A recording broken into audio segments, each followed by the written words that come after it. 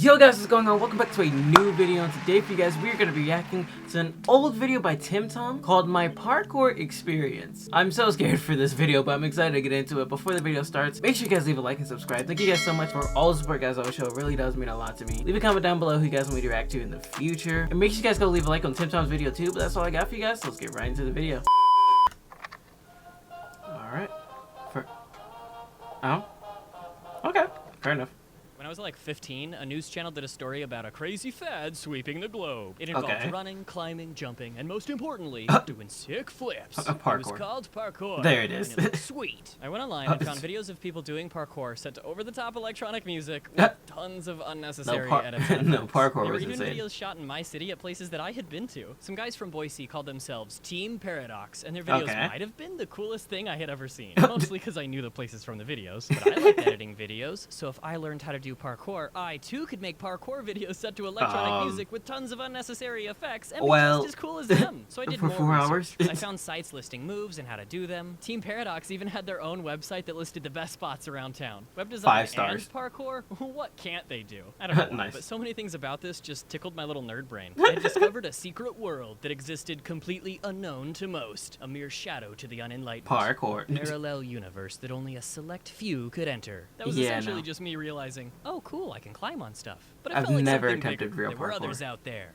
and they too could climb on things. I was afraid to try parkour alone. Besides, if I was going to ask my mom to drop me off downtown, I'd need to convince someone to go with me. I asked some friends, but none of them could understand why I was so excited. They said it looked dangerous and might require trespassing. Yeah, no. Cowards. So I asked even more Cowards! people if they knew anyone else interested. My friend Brody, oh hey Brody, gave me a name and a phone number. Alex was a year older than me, and word on the street, he was a parkour beast. So I called his house and asked his mommy if he was home. It felt weird just cold calling someone to ask if they wanted to train together, but Alex just so happened to be looking for other parkour beasts to train with, and my disappointment in my friends for not taking this seriously convinced him that I was that beast. So he agreed. He'd soon find out that I was garbage, but don't worry about that. He also gave me the number of another person who might want to train. Gary lived pretty close to me, and when I called him, he agreed to meet me at the swing set that weekend. I sat on a swing nervously. I had no idea what he looked like. That guy doesn't look like he's waiting for anyone. Nope. Those people all know each other. This was a bad idea. He's probably not even coming. I should go home. But before I left, I saw someone walking on the path to the swings. He was wearing sweatpants and looked just about as nervous as I felt. This was it.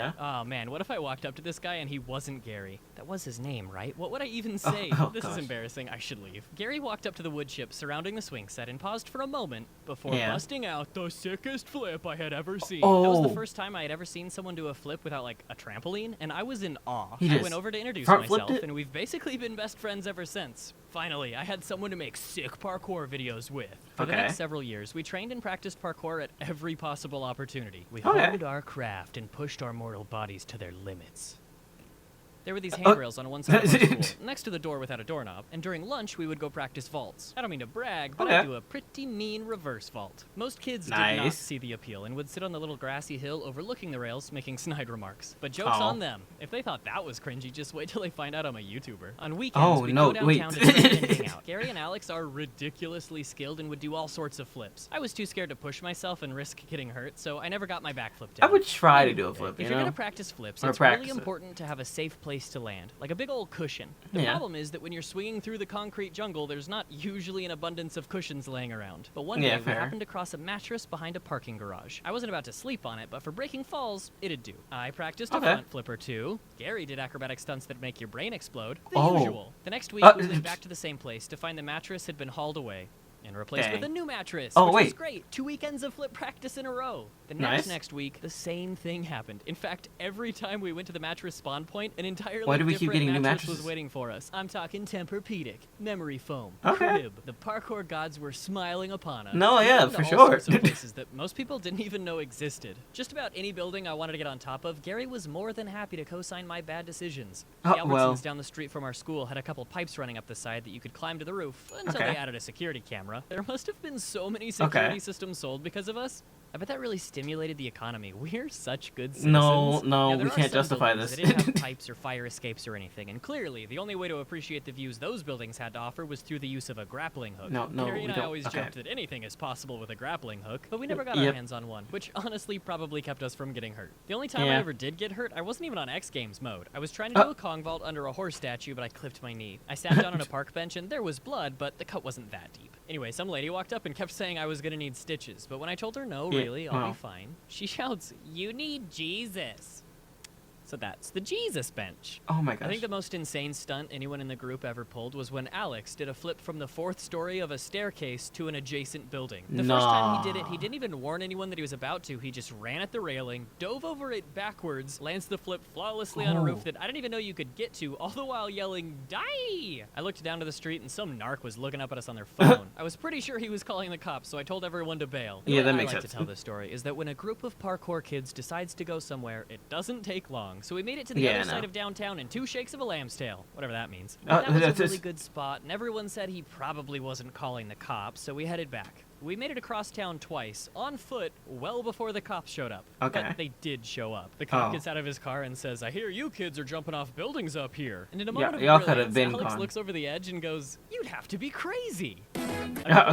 You are crazy. For my mom's wedding. That's right, everybody. She finally found me a stepdaddy. Congratulations, Mom Tom. But while I was there, I called up Gary and initiated Project Go Downtown with nice cameras and film the totally dope parkour montage set to over-the-top electronic music that we always wanted to make in high school but didn't have the resources to do properly until now. Okay. Enjoy. Here. Okay. Wait, I'm actually excited for this. Wait.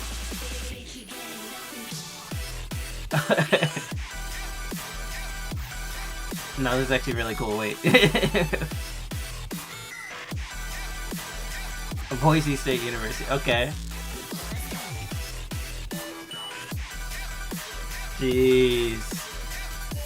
Now this is sick, actually. I'm not gonna lie. They're having way too much fun with this.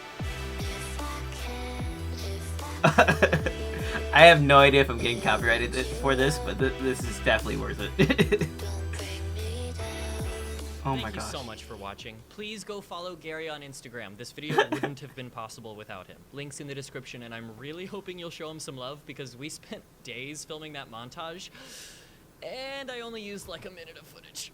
Oh gosh. Okay, bye!